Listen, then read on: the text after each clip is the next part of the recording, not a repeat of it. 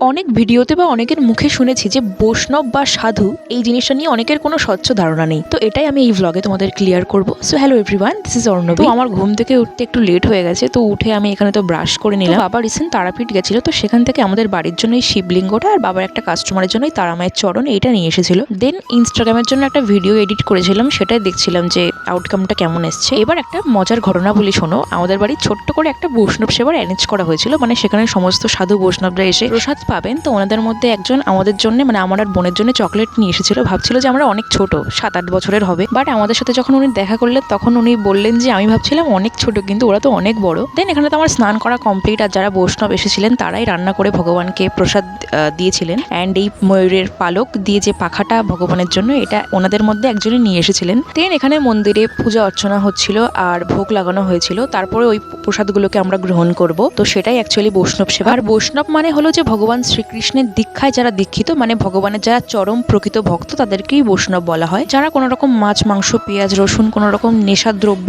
এসব খায় না, সবসময় হরিনামে ব্যস্ত থাকেন বা পূজা আশ্রয় করেন, তারাই অ্যাকচুয়ালি প্রকৃত বৈষ্ণব। অ্যান্ড আমিও একজন বৈষ্ণব বাড়ি থেকে বিলং করি, আমার ঠাম্মা একজন বৈষ্ণব। তো বৈষ্ণব সেবায় কি কি খেয়েছিলাম সেটা নেক্সট পার্টে আসছে।